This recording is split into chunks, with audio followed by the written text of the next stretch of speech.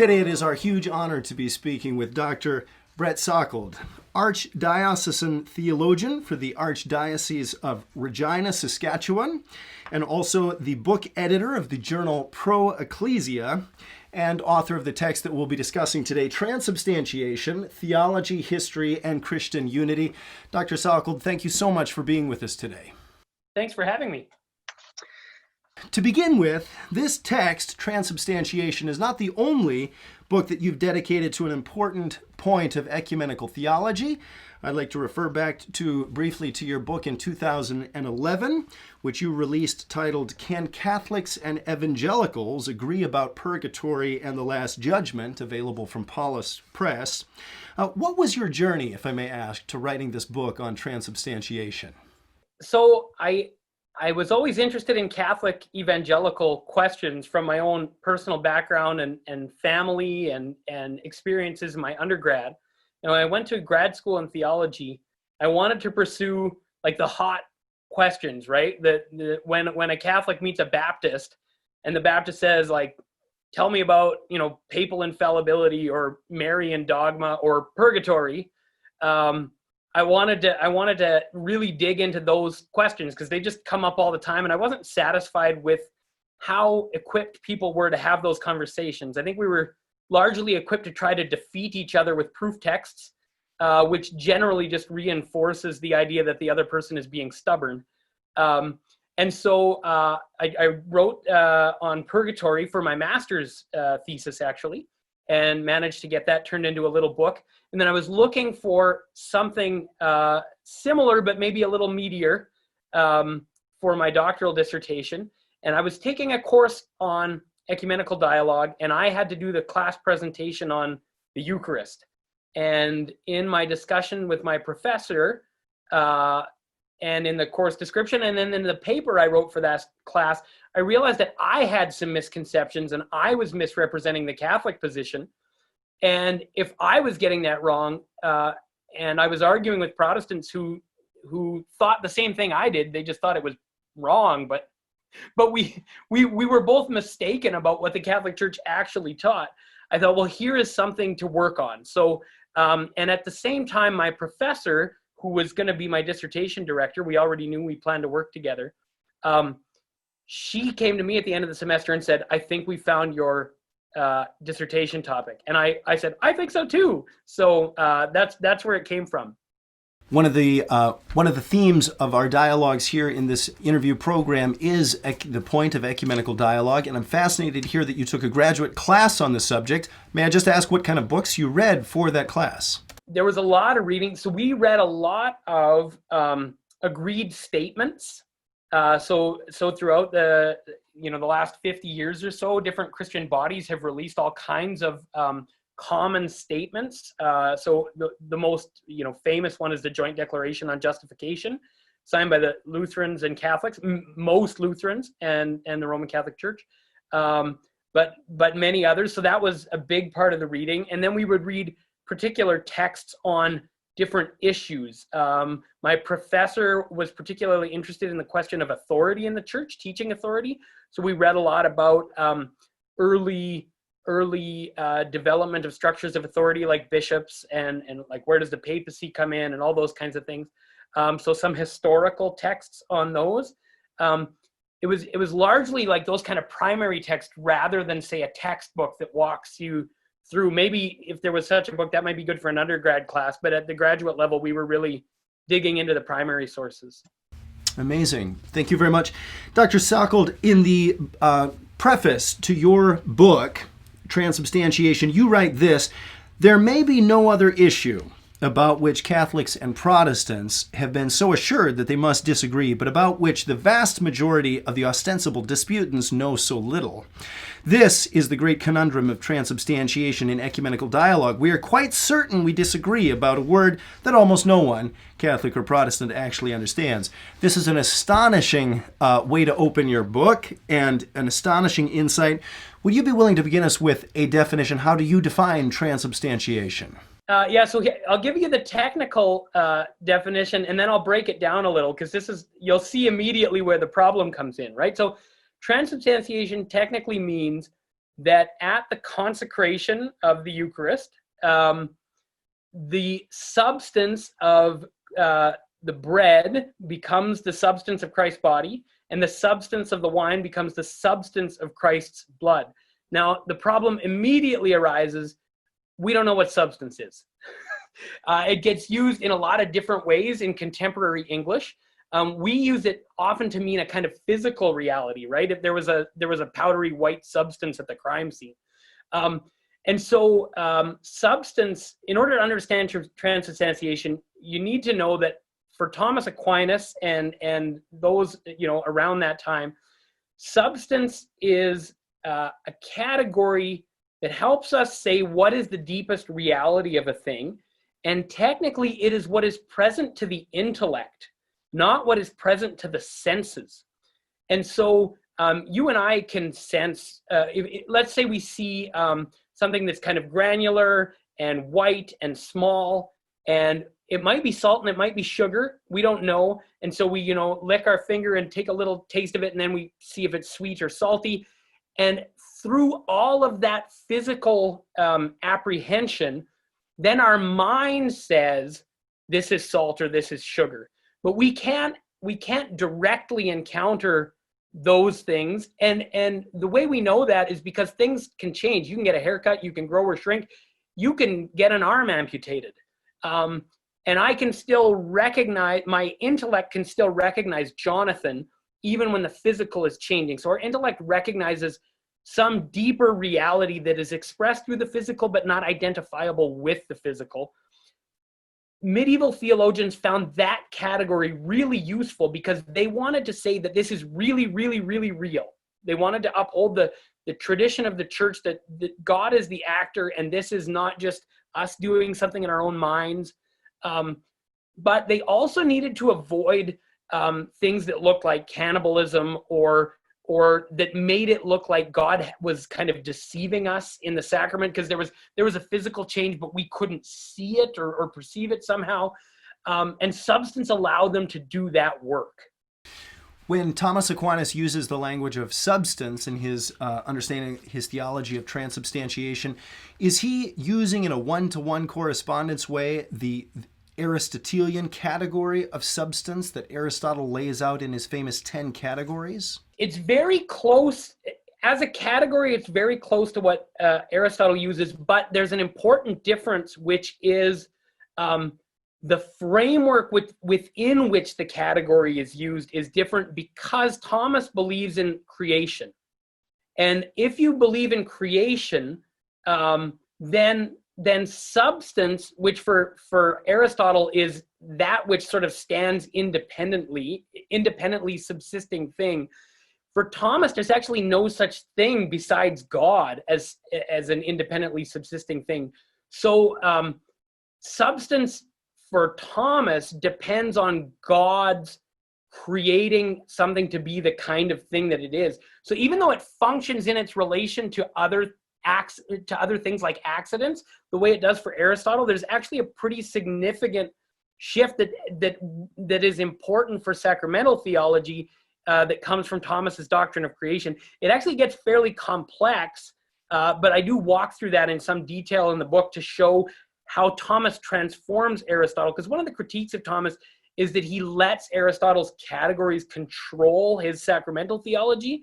And my argument is that he actually recasts those categories within a Christian and biblical worldview that believes in creation, and that allows him to use them well in his sacramental theology. Dr. Salkeld, thank you very much for that reflection. One of the most important ecumenical documents of the last several decades was produced in 1982. You're well aware of it. It was the Faith and Order Commission of the World Council of Churches, which convened at Lima in 1982, and they produced this document called Baptism, Eucharist, and Ministry. Many people look back to this document, BEM, as one of the last major milestones that we have in achieving real ecumenical process.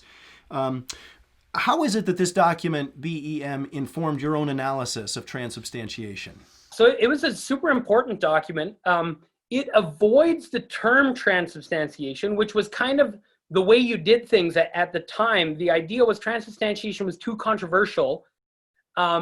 And so there's two things that were really important about that work for my book. The first is that it was remarkable how many different Christian denominations were willing to sign up for something like real presence, something that says God is the real actor. There's genuine change in the Eucharist when it's consecrated by, an ordained minister. Like this is real. This isn't just, community meaning making in our own minds. It's remarkable how much agreement could be had on that. But on the other hand, the avoidance of the term transubstantiation led in the responses to an interesting pattern. So there's actually 6 volumes of collected responses to BEM that you can find at your theological library. And when you go looking on this question on transubstantiation, many Protestant groups say, this looks pretty good, but we're not sure that it has explicitly rejected transubstantiation. So if it means transubstantiation, we're not on board. But if it doesn't, this looks really great.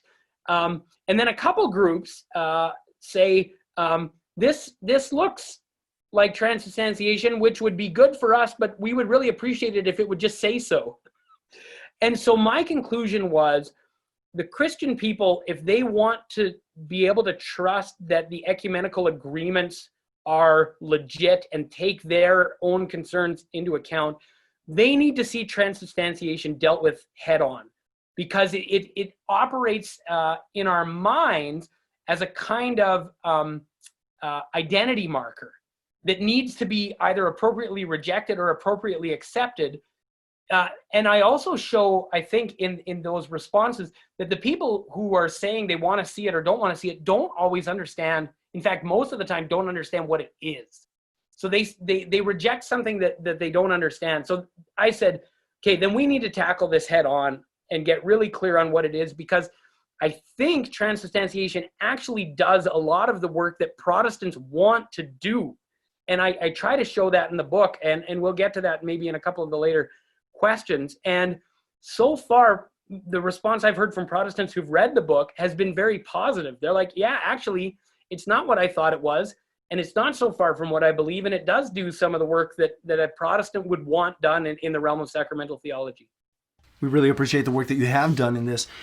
Dr. Salkeld, in your book, Transubstantiation, you provide a thoroughgoing historical analysis of 3 of the major Christian theologians to tackle this issue: Thomas Aquinas, Martin Luther, and John Calvin.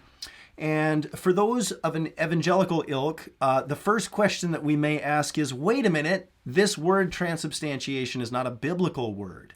Right. And so how do you make sense of the question or the concern that is really the transubstantiation arises from the medieval context, these medieval schoolmen making use of Aristotelian philosophical categories, but not really approaching it from a biblical mindset? What's your view?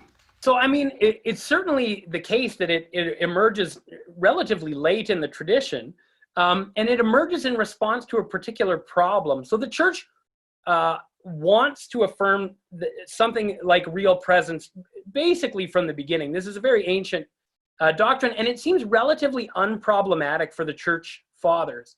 But as the metaphysical worldview shifts in Western Europe, questions start to arise first in the 9th century, but then especially in the 11th century, that look like modern questions, which is basically, this can't be real because real means physical, and it's obviously not physical. So it must just be a symbol. And of course it is a symbol, a sacrament is a symbol, but the problem is it must be only a symbol, right? And so then some people respond to that with quite physical categories. They make the same mistake as the other people. They just choose the other option, right? It's either only a symbol or it's a kind of clandestine physical transformation. And neither of those actually work with the biblical witness or the patristic tradition. So transubstantiation emerges in a new philosophical context to try to say what the fathers were saying, which is something like there is an earthly element that signifies and leads to the heavenly element, and that element is not just something we're doing in our own minds, but it's actually an action of God. And so the accidents of bread and wine are effectively the sign, and the substance of body and blood are effectively the signified. And that's an Augustinian distinction, right? Sign and signified is an ancient distinction in sacramental theology, but it was being recast in a new context to be able to try to say what the fathers had always been saying, when their language no longer sufficed because the philosophical context had shifted into this sort of false dichotomy between an overly physical, sometimes even almost cannibalistic understanding, and a sort of mere symbolism. Thank you very much. Dr. Salkeld, you review carefully Luther's view of the real presence of Christ, which is usually called consubstantiation. Of course, you know very well, consubstantiation comes from or includes the Latin prefix con, meaning with, and Luther often explained his view of transubstantiation or consubstantiation being that Christ was present in, with, and under the bread and the wine.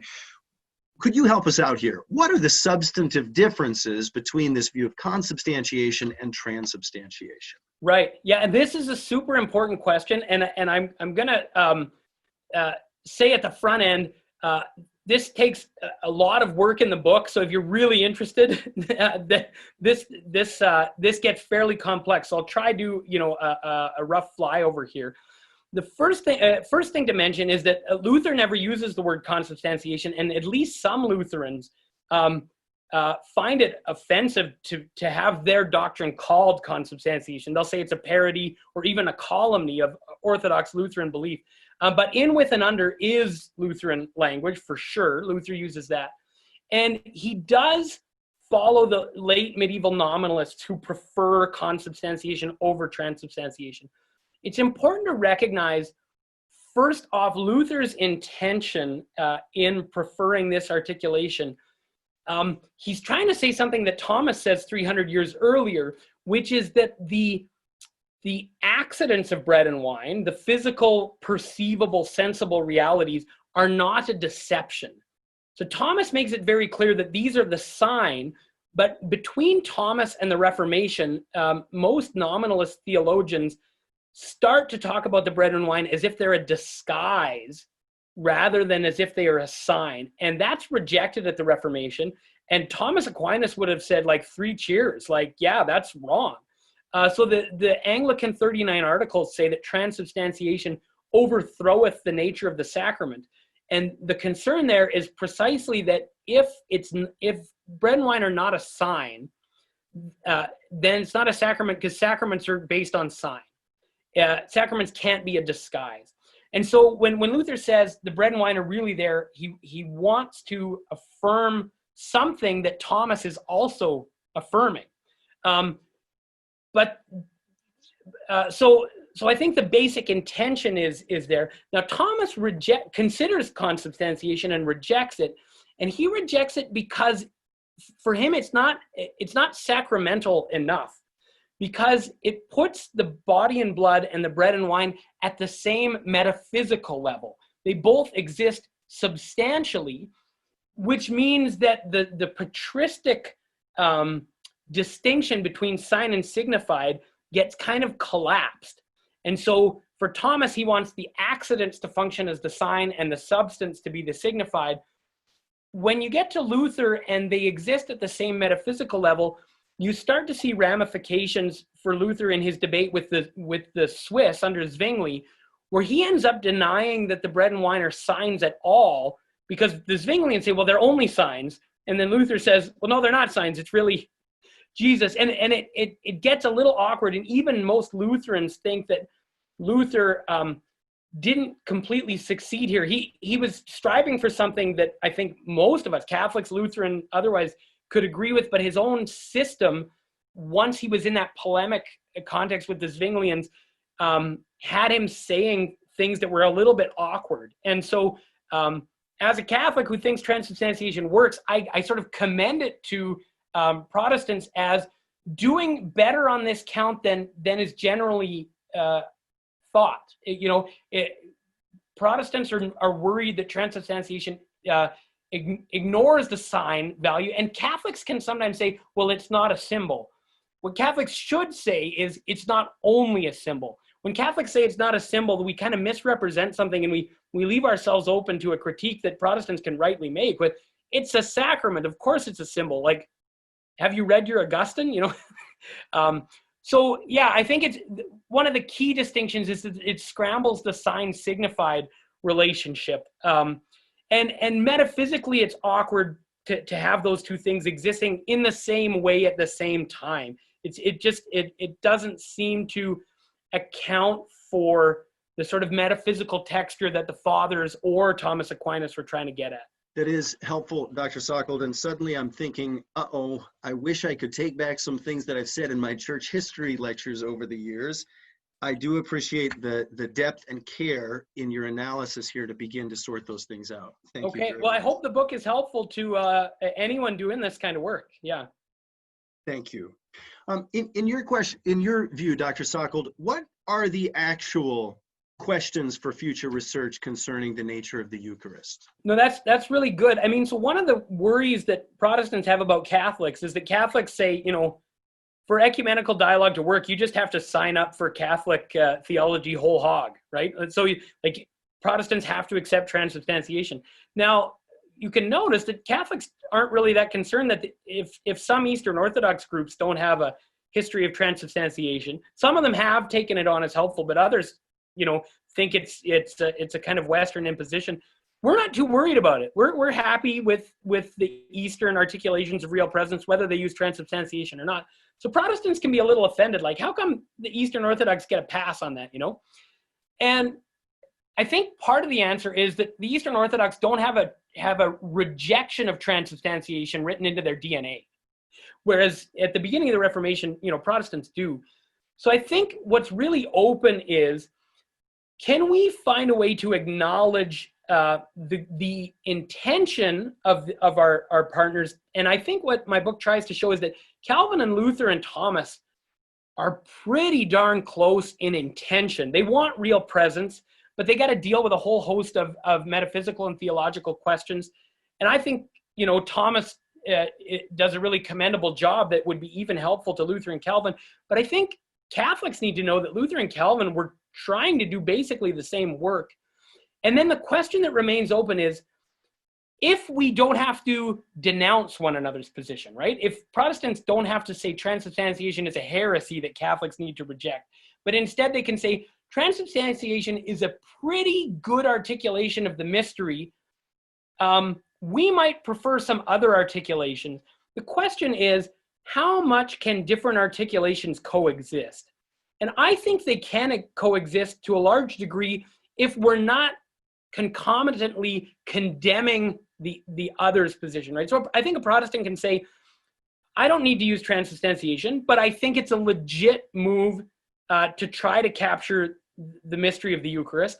And I'm going to try this other articulation that maybe balances it or says something else that is also true and valuable without denying what transubstantiation says. So to me, it's a question of a kind of legitimate pluralism, not that we can stand in contradiction with one another, but can we say things with different emphases and different language within our different traditions while acknowledging the same basic intention? And I would put that forward as the work that we need. If you know George Hunsinger's work, The Eucharist and Ecumenism, he does something like this that's been pretty well received, and he pitches something called transelementation, which has an Eastern kind of pedigree, but was taken up by some of the reformers, notably Peter Vermilion, who was quite trusted by Calvin, actually, on this question. So I think that, and Hunsinger himself seems quite open to transubstantiation. He acknowledges its basic intention and doesn't think Catholics need to bail on it. So I think I would hold him up as an example and commend other people to that kind of work. And I would hope that my book helps people to do that kind of work. I'm very grateful for your book. And I think you've articulated there so beautifully exactly the remaining problem in ecumenical dialogue. It's not just that we're talking about specific disagreements in our language, it's that we're talking about different modes of thought. and these whole conceptual frame of references, which you tease out with your philosophical analysis really well.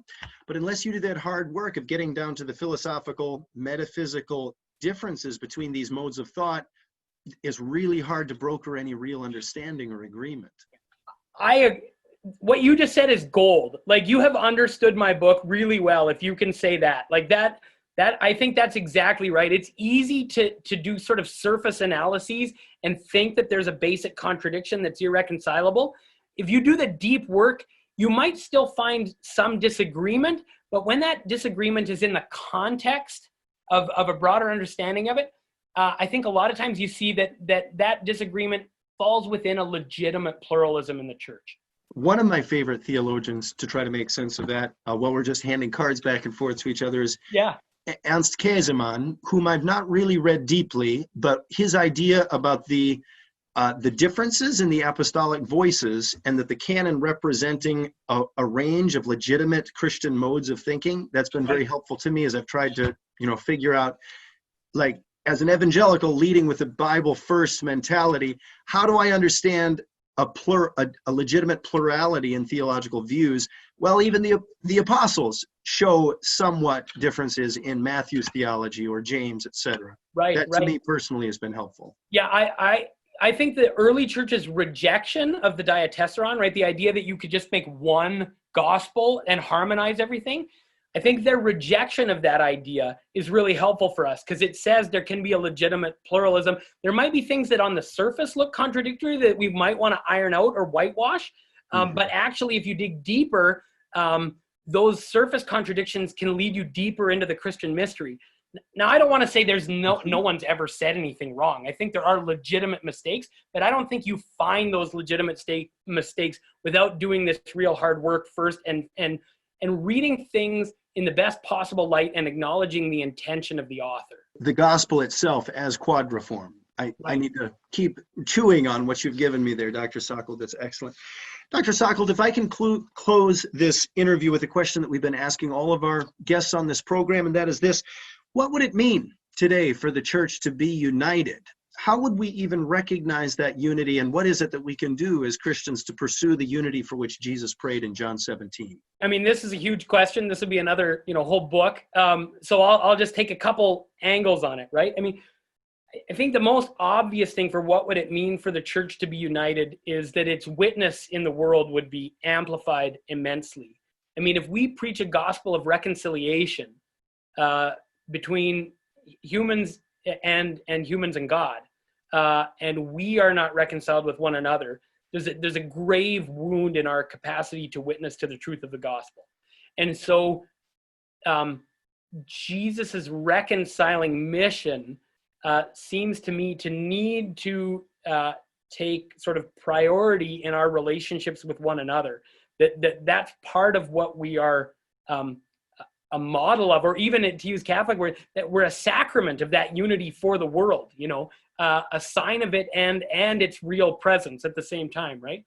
So that would be one angle. But then to go to the second part of your question, or maybe it was the third part, as a theologian, I would highlight something in particular, right? Of course, I would say we should be praying together, we should be serving together. Spending this time with one another as brothers and sisters in Christ is the bane of all caricature. And you meet people who you've heard about, and this happens with Catholics and evangelicals all the time, right? Evangelicals hear things about Catholics, and then when they meet Catholics, they're like, oh, well, that's not quite what I heard growing up, and vice versa. It may be a little symmetrical, but I think, because Catholics don't know as much about evangelicals or talk about them as much, but so spending time, and particularly in Christian pursuits like prayer and service. But then from a theological angle, I think the work of coming to really understand what the other people value and are trying to say in their articulations. So my mentor, Margaret O'Gara, who the book is dedicated to, and who passed away sort of halfway through its writing, she used this metaphor of learning to speak another language. So if in my chapter on Luther, I can articulate Luther's position so that a Lutheran reads it and says, yeah, they got me right. Then I can offer a critique. Then I can say, and I'm not sure Luther's articulation here achieves quite what he wants to achieve. And I might suggest to you that, Thomas gets this part better than Luther. But I can only do that if the Lutheran trusts that I've actually understood Luther in the first place. So as theologians, I think learning to speak the language of our dialogue partners so that they recognize themselves in our descriptions is a massive first step. And then the critique, which, a lot of people want to do the critique first. And the critique is valuable. We do need to subject one another to critique because there are things that need refining or that maybe even are blatantly mistaken. But you can't do that work as long as you haven't understood the intention, the context, and as long as the other group doesn't feel heard. Any critique you offer is just going to entrench division, right? And so, particularly for theologians, I say do that work of learning to speak the language of the other. It's been our huge delight today to be speaking with Dr. Brett Salkeld, Archdiocesan Theologian for the Archdiocese of Regina, Saskatchewan, and also the book editor of Pro Ecclesia, the theological journal, and also author of the text that we've been discussing today, Transubstantiation, Theology, History, and Christian Unity, available from Baker Academic 2019. Dr. Salkeld, thank you so much for being with us today. Thanks for having me. It was a lot of fun.